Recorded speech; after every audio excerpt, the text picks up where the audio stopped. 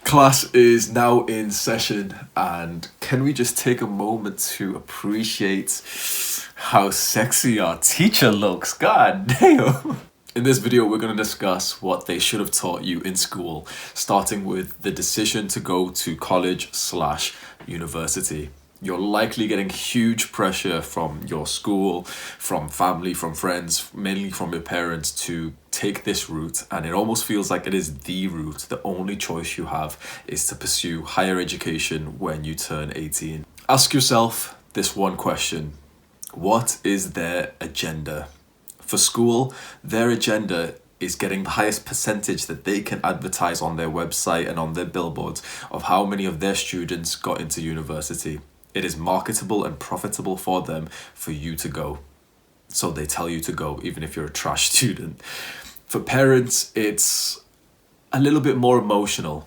This is at least my theory, is that most people who are around 40 years old really place a huge emphasis on this higher education, on getting a degree. And I've mentioned this in the previous video, where this is out of love. We can't be angry at our parents. This is definitely out of love, but it is out of touch with modern times. The internet has really reduced the value of a university education. The success of the degree that our parents and our teachers are seeing are based on STEM degrees. No one has pointed this out, so I'm going to be maybe the first person you've spoke to who's going to point this out. But a pointless degree is pointless. Oh my God, that's groundbreaking. You've got to think what you get out of the degree is not so much the education, it is the line in your CV. That one sentence that says, you went to this university, here was the grade that you got. That's what you got from university. Is it worth it? For some people, for some degrees, absolutely.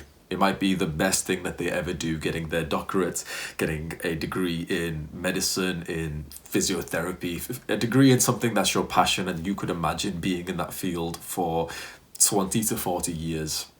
Is it worth it for a dumbass like me? No. Is it worth it for a dumbass like you? Probably not. If you are studying or thinking about studying a degree that you actually don't want to be in that field for the next 20 years, then it is not worth it. It is pointless to go and pursue that higher education. Think of the choice to go to university solely as an investment, because that is exactly what it is. It's an investment of your time and an investment of your money. Even if you're in the UK and the student loans are quite generous and obviously you pay back the university fee once you earn a certain amount and you only pay 9% above that amount, so it's quite affordable, it's still an investment. Is it worth the time and money if you're going to university for the sake of making your parents happy? If you're going to university just because it feels the right thing to do? It could very well be a bad investment, and it probably is for most people. I can adamantly say that it was a bad investment for me.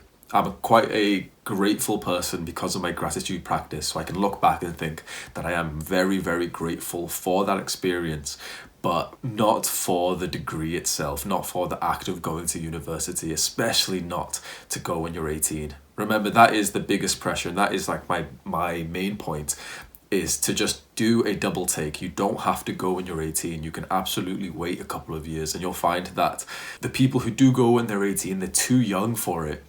There's not many mature 18-year-olds. If I went at this age, as I've mentioned previously, things would have been different. If you're about 18 or 19, you probably kind of agree with me, where you're quite young and you're quite oblivious, and ask yourself if learning is something that you actually are passionate about, because at that age, you're probably not. That is an insult, but it is to be expected from 18-year-old dumbasses who've just finished school. Learning it's not cool. It's not something that you really think about. Once you've graduated and you're in the real world for a bit and you're looking into self-improvement, then you realize that learning is one of the best things that you could do. But it took me 5 years after leaving school to reach this point. So ask yourself, is the trajectory that university, that college puts you in, is that the type of life that you want? If you can imagine yourself getting into a particular career, leveling up in that career and getting to like a high place and high paid job through that career and staying into the same field for 20, 30, 40 years, then absolutely go for the degree. If the thought of working in the same field, just working job after job, trying to get a promotion for 20, 30 years sickens you, like it does for me, then double think it. We can argue about the value of that education, of what you learn, but simply all we have to ask is, can you learn the same things or equivalents online? Yes, 100% you can. And can you learn them faster and more efficiently? 100% you can. So this brings us to the next point, which is self-learning. Another thing that school didn't really teach you about. Now, some people will argue and they will say that homework was self-learning, but it wasn't. That was like, it was just a task to do at home. Self-learning is more so teaching yourself the knowledge to pursue any kind of skill, any hobby, any career yourself, and specifically doing it through the internet. Sure, you can go through books, but really the internet is your greatest resource, and it is the greatest equalizer of all people. If you're watching this video right now, you have access to the exact same learning resources as I do, as a university graduate does, and we have the same resources as some 60-year-old doctor who's got a PhD. It's all been equalized on the internet. That means you can teach yourself any skill. You can learn about effectively anything, which is huge. Really, the only cap, the only bottleneck to your self-learning is your own productivity and how often you get distracted by the internet. Are you supposed to be doing homework right now? Are you supposed to be doing some kind of productive task, and instead you're just listening to a guy wearing his old tie and his old shirt? You aren't being productive right now. You are distracted by the internet. And this is where the great problematic part of the internet, of self-learning, comes in, because most people have not really trained the skill to stay focused on the task, and automatically through muscle memory end up clicking on YouTube, clicking on Facebook, and be browsing a bit, watching these stupid videos, and 20 minutes later realize that they've just wasted time and they had a task that they needed to be doing. So there's different ways to reduce distractions on the internet, and this is perhaps one of the most important things that they should have taught you in school, and maybe they should eventually bring this type of stuff in. How can we remove distractions and enable a young person to stay focused on the internet when every platform that young people use are specifically designed to steal your attention away? Every social media is designed to make you click, make you scroll more. There's different ways that we can go about this, and I have mentioned them previously, but I would say that the framework is to start by reducing the attraction to the internet, to the platform. That is done through, first of all, cleansing the platform, cleansing the internet usage that you have. So unfollowing everyone.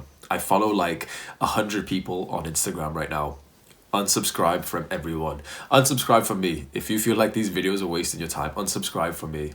Unsubscribe from the people that you feel like you're not really learning anything from, so it's not beneficial, but also their videos aren't exactly fun. So if you're not learning anything from me, then it is completely pointless for you to watch my videos, because my videos are not exactly fun. Now, if you're learning something from me and my videos are not fun, it's kind of worth it, because at least you're getting some form of education and it's a form of self-learning. A quick tip then is to turn off the notifications. Something I've done recently is to just go onto your iPhone, go onto whatever phone you've got, go to the notifications and just choose the apps that you feel like are distracting you a lot. Turn the notifications off, so the only time you will see those notifications, those messages, is when you actually click on the app, and you'll find that you click on the app a lot less than you normally would when you actually see the individual messages that come up. Self-learning is extremely important, and I want to make it very clear that if you look up to me in a certain sense and you've watched a bunch of my videos, you've spoken to me, then you know the value I've placed on meditation and exercise, as they're like my two big things that I want everyone to do. Learning is the third. Self-learning is huge. Anyone who doesn't read is no different from someone who can't read. I am where I am in life at a point of happiness, at a point of pride, at a point of productivity because of my learning, because I've put thousands of hours outside of the education system, outside of university, into my learning. And the two websites that have helped me with that have been YouTube and Reddit. We do, as I've mentioned previously, we do have to sift through a lot of bullshit, but if you try to stay focused as best as possible and get into the relative, subreddits and YouTube channels, they really stick out to you, you'll find that you learn some very relevant knowledge that you can start implementing into your life immediately. I'm not gonna lie, this is a little bit uncomfortable. I haven't worn a shirt in a while, especially not a tie. I haven't worn this shirt or this tie since I worked a full-time job. And oh man, so I graduated from university, and the only jobs that I was really qualified for were the same ones that I was qualified for before my actual degree. And so this was the last time I wore this shirt, was when I was in a customer service job. It's kind of tight around the neck. And you know what? That's one more thing that the school doesn't teach you about, is the importance of training your neck. How am I looking, by the way? I've been training my neck muscles, so I'm hoping that you can see something. All right, on to probably the most interesting topic that we're going to be covering is money. School did not teach you anything about money, which is terrifying. It is absolutely terrifying how this is a topic that gets absolutely no attention whatsoever. I think the reason why they won't teach you about money is because it essentially, when you learn what I'm about to teach you, the very basics of money, you understand that the standard life plan of school, good grades, good job, doesn't really make sense. Because how do you get money? You get money for selling. Whether you sell time and effort in a job or you sell products, the only way to really get money is selling. You sell content. I'm selling my energy, my brain power, and my efforts right now on this YouTube video. In a standard job, you sell time and effort, but there is only so much time and there is only so much effort that you can sell. So therefore, no matter what the job is, no matter how qualified you are, the pay in any kind of job is capped pretty low. But selling products, you can sell thousands, you can sell hundreds overnight whilst you sleep. Selling digital things, not physical products, but if you try and sell digital things, you can sell millions. There is no cap. Trading time for money is the biggest mistake that everyone makes. Unless, very, very small exemption is unless if it's for passion. Not to please anyone, not to please your family or anything, but if that thing is your passion. If you are a teacher and you love to teach and teaching the kids gives you like fulfillment, then trading your time for money is not really specific there, because you're not exactly trading your time for money, you're trading your time for fulfillment. If you do what I do in your coaching, it's the same thing, where it is trading time for money, but because of how fulfilling it is to be seeing someone's growth, it's more so that I'm trading my time to feel fulfilled, which is a good trade. This includes things like careers like being a doctor, being in the military, anything that you feel like you are extremely passionate about, then trading your time for money in that job is absolutely fine. But the problem comes when you're trading your time for money, and one, the money is not even good, you're working some bullshit customer service job, and two, it is not your passion at all.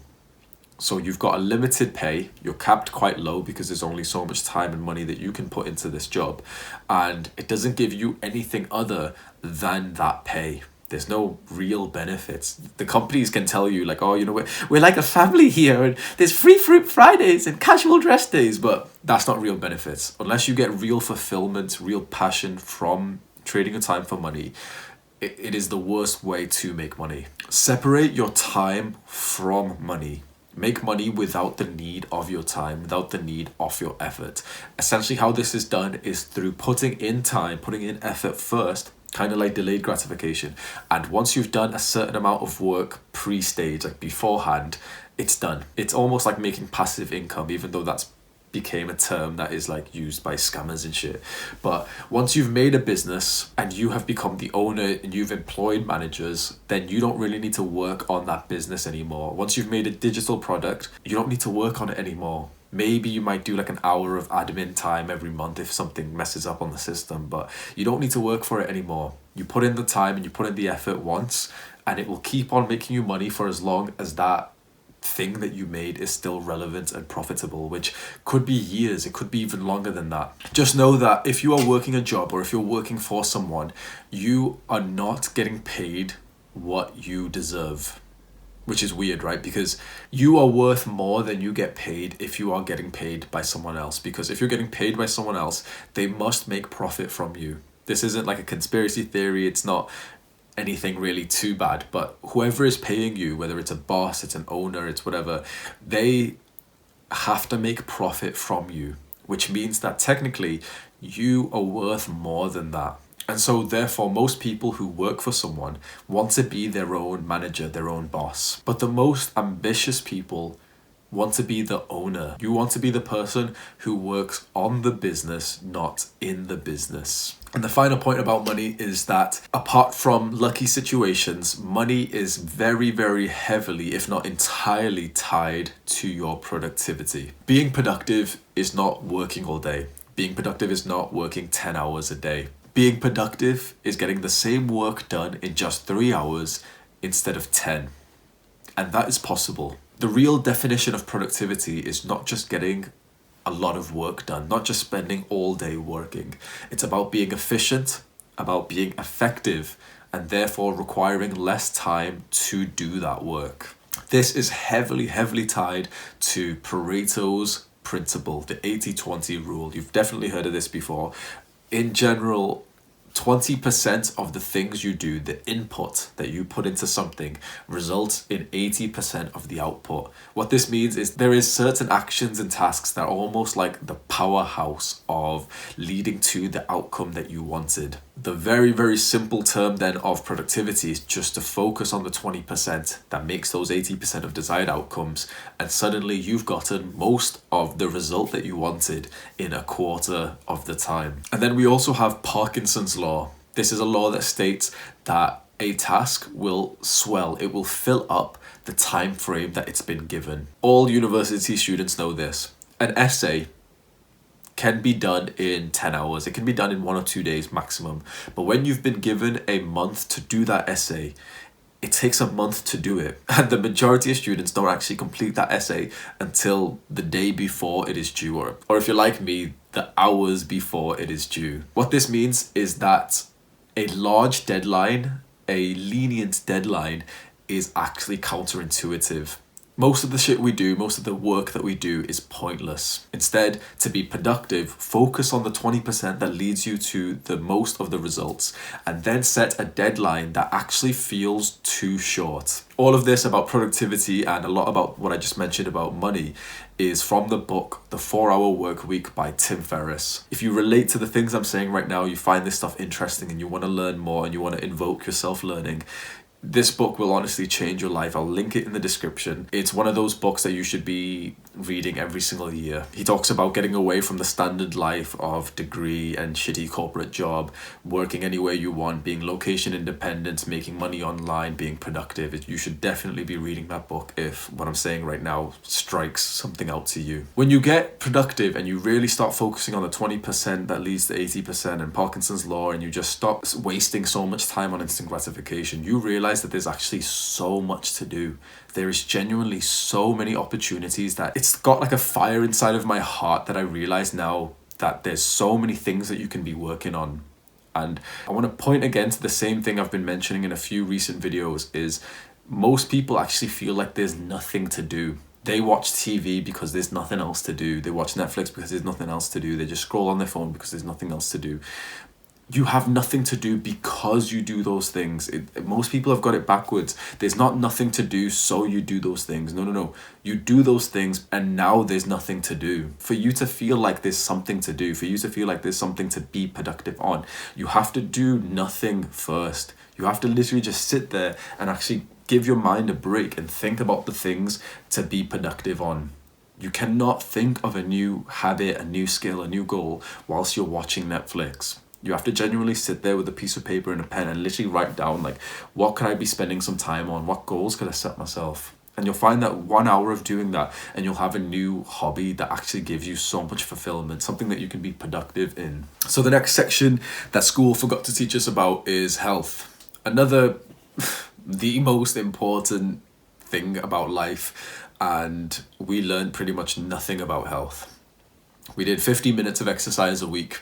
The fat kids like me just forgot their kit, their clothes, so that they got to just sit down instead. You didn't learn about nutrition. You probably didn't even learn about calories or macros or sugar or alcohol or any of this stuff. So I have previously talked about this quite a lot, especially like physical and mental health. So I will have like the little card or the links or something so you can watch most of my other stuff. The education system forgot to teach us about health. And now the majority of people in Western countries are either obese or overweight. And that is so unfortunate because they've all been left to figure it out by themselves, and most people don't do self-learning because it's another thing that school didn't teach us. So as someone who has done the self-learning, I'm not going to waste your time. I'm going to tell you the 20% of health related actions that will get you 80% of the desired outcomes to be fit and healthy and moderate weight, maybe a little bit muscular. You can like do your own research, but if you can just trust what I say, blindly trust what I say and follow these new rules for life, you will never become obese, you will never become unhealthy, you shouldn't experience metabolic syndrome like most people will in their 50s because they don't follow these rules. Number one, and probably one of the most important, is to reduce sugar. I'm not going to say cut out sugar because sugar is in pretty much everything. And the only way that you can reasonably reduce sugar, because it's been added into most things that we eat, is to then eat unprocessed foods. You've heard this term a lot, unprocessed foods. What does that really mean? Like, it can't be that dangerous eating like Kellogg's or something that's been made and it's in a box, right? It can. Companies don't give a fuck about you, especially not nutritional companies. If the entire world is getting obese and like thousands of people are dying every day from heart disease and cardiovascular disease, these companies don't care about you. They care about profit, and sugar makes profit. Sugar is the cheapest substance that they can put into food that makes it taste nicer. So therefore they add it into everything, because when something has got sugar in it, it is more addictive, more tasty, and you're more likely to go and buy it again. So reduce sugar. Eat more unprocessed foods, which literally just means foods that haven't been manufactured in a factory. These are like the natural ingredients. Imagine the baseline ingredient for the food you're eating. Instead of French fries, you eat potatoes. Instead of Nutella, you eat hazelnuts. Instead of cereal, you eat oats. Learn to love unprocessed foods. Learn to avoid sugar. Learn to start looking at the label. Like, I can't believe we've never been taught this shit, and most people don't do this. When you're eating something, like, just have a look at the label. If it's got the red color, you know that it's like, it's going to fuck you. So just stay away from stuff like that. Another thing is that dietary fat, foods which are high in a natural, let's say good fats, to make it very, very simple. Good fats are the things that are included in the unprocessed foods. So for example, avocados, nuts, peanut butter, meats. This type of fat is how humans have survived our entire lives as species. And metabolic syndrome, obesity, was never a thing up until 100 years ago or so, when we stopped eating as much fat and we switched over to carbs, and specifically sugar started rising. You can crucify me and you can dislike the video and say, oh my god, wait, what's this guy saying? He's going against the general nutritional guidelines. But that is exactly what I'm doing. You've never been told to think like an outcast. There's a quote which is, whenever you find yourself on the side of the majority, like, move immediately. Something like that, which, if you are eating the general guidelines, if you are eating like most people, you are eating wrong. Most people are eating wrong. That is how they're getting unhealthy. You have to eat like the outcast. You have to eat foods that people around you will say like, that's so high in fat and you've put in so much salt in your food, you're going to be dying. And you're going to be the only person in that entire room who is less than 15% body fat. And everyone will be so convinced that you are the problem. And it's a sad life, but this is how health is these days, is you have to do your own self-learning. You feel like a total outcast because school didn't teach this shit to the majority of people. But when you do your own self-learning, I will post a few links below that are educational. You will understand exactly how food works, exactly how carbs work. You'll understand that the fitness industry has been lying to you about health all this time, that all calories are the same, and you can lose weight, you can gain weight by just eating your calories. Only think about calories and macronutrients. It's all bullshit. It's all so simplified that it is the exact reason why people are getting sick. And if you want to avoid that sickness of metabolic syndrome, of cardiovascular disease, of diabetes, you have to stop eating like everyone else. If your meals look similar to people around you, you are eating wrong. When you switch up your eating and you start eating unprocessed foods, which are low in sugar, you start eating potatoes and vegetables, and you'll realize that you feel full so much that it's actually very difficult for you to overeat. And finally, still relating to health, is to exercise like your life depends on it, because it does. Now we're going to talk about lifestyle. The first and most important thing is to know that freedom is the priority. There's one thing that every human has wanted ever, which is freedom. And this is the Great Depression of people our age, which is kind of caused by school, is the fact that the life plan that has been set out for us, good grades, good job, stay in the same job, in the same field, in the same house for 20, 30 years, destroys freedom. It does not give you freedom at all. And this makes us envious of the people that we see on Instagram who are traveling, who have that freedom, and we wonder how they do it. This normal life does not promote freedom, and you are again seen like an outcast if you want to promote freedom in your life. But that is the way it has to be. Freedom has to be the priority if you want to be a happy person. In a practical sense, that means to make money online. Even if you're making 100, 200,000 a year, when you're only getting 2 weeks for holiday and you're working 60-hour weeks, you don't have freedom. If you don't have freedom, your wealth is pointless. If you make not much at all, if you're making £500 a month online, which is so realistic, you've ultimately got a huge level of freedom. You can go anywhere you want. You can work what time you want. That is what makes a human feel happy. When we're constrained, when we're in prison, we're not happy. That is not how a human is supposed to live, in a cage, in his home, commute, job, commute, home lifestyle. Social experiences are a massive thing, and this mainly includes making friends. Most people don't know how to make friends because school didn't exactly teach us this. It made it quite easy. It was the environment to make friends quite easily, but there wasn't actually much of a guidance to make friends. It was simply just putting us in a classroom and we just made friends or we didn't. And every now and then the teachers would do some cringy icebreaker stuff where they'd be like, oh, tell each other what your superpower is or whatever. The good thing about this is that self-learning will get you there. If you want more social experiences, if you want to make more friends, the simple, most practical advice is to go and do the self-learning on this. It's cringy as fuck, but literally go and Google how to make friends. Go and watch my video on 3 ways to make friends. I'll have it up on screen, and it's advice that you've probably never heard before, because I'm going to tell you to go and speak to a stranger right now, because that is how you make new friends. Go and invite people to do stuff with you. The issue was that school made it seem like your friends were the people in your classroom. And when you left school, you realize that most of those people were never actually your friends. Friends are defined by people who actually you do things with outside of the environment that you met. So being friends with your coworker, with a classmate, is not true friendship unless you actually do things outside of the school, outside of the workplace with them. And the advice that I give to people, the advice that works for me so much, is to actually live an interesting life, to go and do some exciting things by yourself, and then when you meet new people, invite them to it, and literally in 30 seconds you've actually got a friend who actually kind of admires you and they respect you, because 1, you've got the confidence to invite someone to something, and 2, you're actually doing something nice with your life. You're not just sat inside all day wishing you had friends whilst you just scroll on Instagram and Netflix. You're actually doing things outside by yourself, with or without anyone else, and if someone else wants to tag along, they're more than welcome to. That is incredibly attractive in terms of making friends. And this then leads to the next point, which is having hobbies. Most people just don't really have hobbies, and they don't know how to get hobbies. Most people's hobbies are just the ones that they were pushed into or just encouraged into by parents, by the school. And after that, they didn't really learn how to find a new hobby.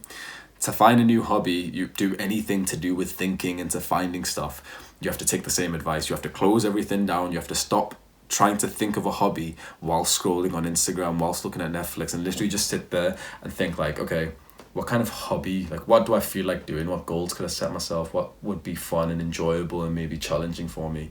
You have to give yourself and your mind that moment of peacefulness, of undistracted time, to actually think of things like what hobbies to set yourself. And finally, the last thing we're going to be talking about is challenges and goals. Setting yourself challenges and experiencing discomfort is so important, but our generation has never really been told to chase discomfort. We are the participation trophy generation, and we are the generation who has essentially been conditioned to feel like failure is a bad thing. I am a failure. Click on the video right now. I am a total failure, and that is what has made my life good. And your life can be good as well if you actually start embracing failure. You must chase discomfort. And challenges and goals are how you do that. You set yourself a challenge. You set yourself a goal that feels a little bit difficult. And if you fail that goal, fantastic. As long as you still tried. If you accomplish that goal, that's even better. But you've got to set yourself things like this so that you don't live in a state of comfort all the time. Because that comfort state is how we originally got addicted to the internet. We're 20 minutes into this video, you're still watching. You probably are addicted to the internet. I am. You're probably addicted to other substances. I was. But that was because I wasn't setting any challenges. I wasn't setting any goals. The moment I started doing this, I set some challenges, I set some goals. Immediately, all of my addictions, all of my substance use, all of my wasted time started decreasing because I actually had something else to do. And the only way you can do that stuff, the only way that you can do delayed gratification activities is if you purposely chase the discomfort from them. If you want to stay in a state of comfort, you won't go and exercise because it's uncomfortable. You won't go and run outside because it's uncomfortable. You won't go and try and start a business because it's uncomfortable.